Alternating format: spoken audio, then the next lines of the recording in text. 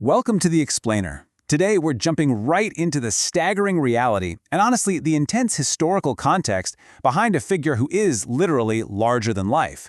We're talking about a man widely regarded as history's deadliest military sniper, Simo Häyhä.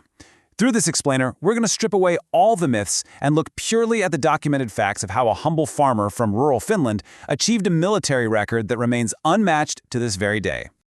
Okay, so let's just start right off the bat with a number that's almost hard to wrap your head around. 500. This single, totally unassuming farmer is believed to have killed over 500 enemy soldiers. But you know what makes this figure truly astonishing? It's the time frame. He achieved this confirmed count in less than 100 days. I mean, just let that sink in for a second.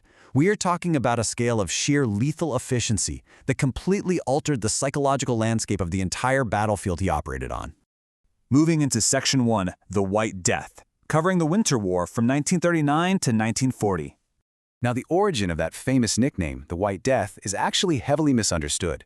While it's widely believed the terrifying title was given to him by terrified Red Army soldiers, historical analysis shows that it was really the Finnish press who heavily weaponized his achievements for wartime propaganda. They desperately needed a mythical hero, right? An invisible soldier to boost national morale. In fact, according to information from captured Soviet prisoners, the term White Death originally just referred to the severe, deadly frost in the deep Finnish forest. And to add to that whole mythos back home, the Finns also nicknamed him the Magic Shooter. Section 2. Forging a Sniper. Early Life and Training. So to understand how a regular guy becomes this magic shooter, we kind of have to look at his origins. Hayha was born in 1905 in the WWII province to a large, hard-working family. Before any military service, he was literally just a farmer who loved hunting and skiing. He was actually a pretty slight man, standing at just 5'3" or 160 centimeters. He joined the voluntary Civil Guard militia at 17, and that's where he really excelled in local shooting competitions. His natural talent was just incredible. I mean, he could estimate distances up to 150 meters with just a 1-meter margin of error.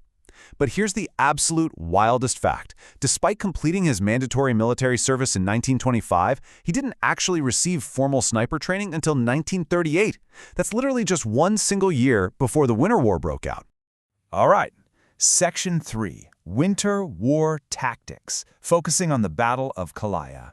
It was at Kalaja where his unique background and the absolutely brutal environment collided. The winter of 1939 to 1940 was one of the coldest on record.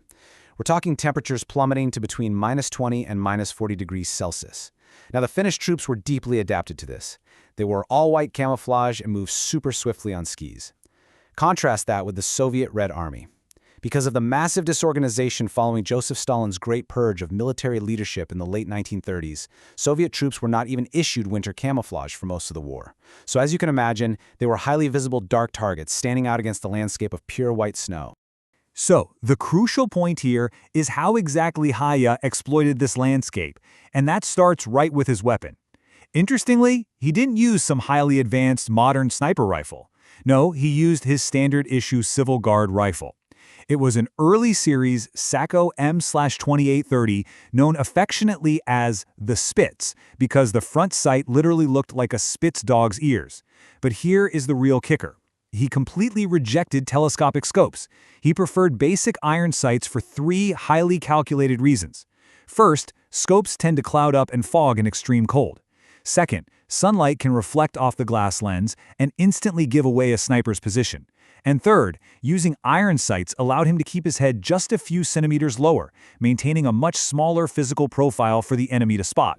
But hey, we really need to clarify a common misconception here. His staggering kill count wasn't achieved exclusively by just lying in wait with a rifle. Not at all. Operating as a squad leader, Hayha also utilized a Swami KP-31 submachine gun. Fighting alongside his unit with this weapon, he racked up an estimated 200 additional kills that aren't even factored into his primary sniper tally.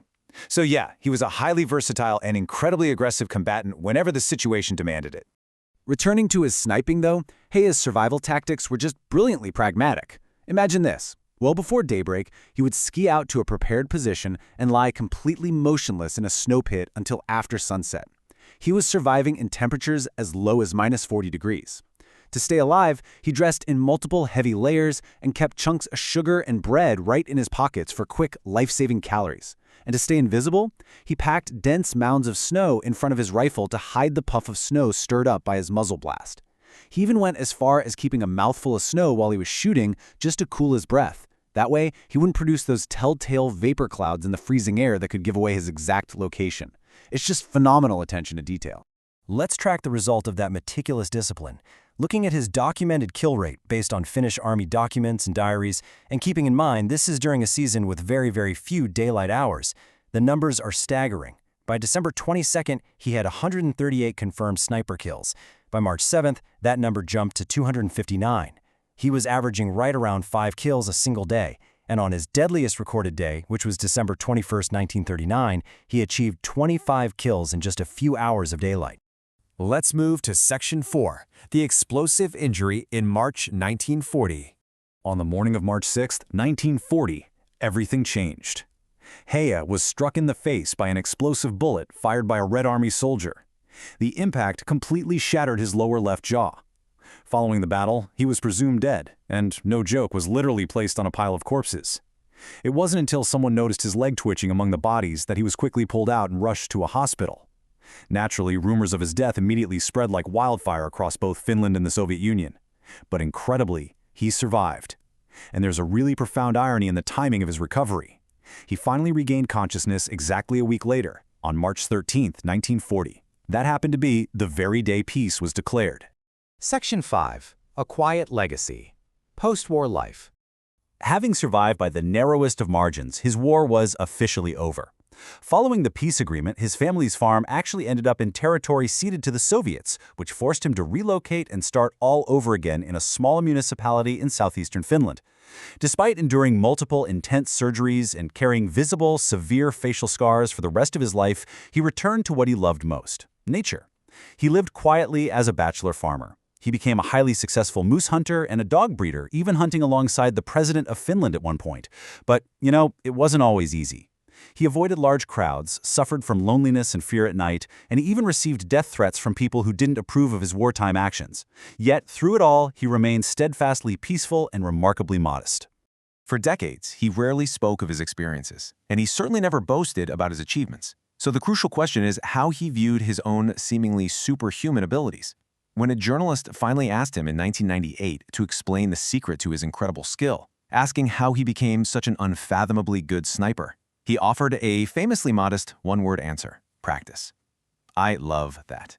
It's a stark reminder that even the most seemingly superhuman feats are usually just the result of relentless, unglamorous repetition. Shortly before his 96th birthday in 2001, he was asked an even heavier question in a newspaper interview. They asked if he felt remorse for ending so many lives. His response is just hauntingly pragmatic and really captures the mindset of a soldier pushed to the absolute brink for his homeland. He simply said, "I did what I was told, as well as I could. There would be no Finland unless everyone had done the same." Which brings us to our final thought for today. We started out with the terrifying, larger-than-life myth of the White Death, but we end with Simo Häyhä, a quiet, 5'3" farmer who loved dogs, loved skiing, and really just wanted to be left in peace. It leaves us to reflect, doesn't it? Does the brutal necessity of survival in war ultimately forge the myth, or does the ordinary man forge the necessity? It's a profound contrast to consider. Thanks so much for joining me on this explainer. I really hope this structured dive into the historical sources helped bring this incredible piece of history into sharp focus for you. Keep learning, and I'll catch you on the next one.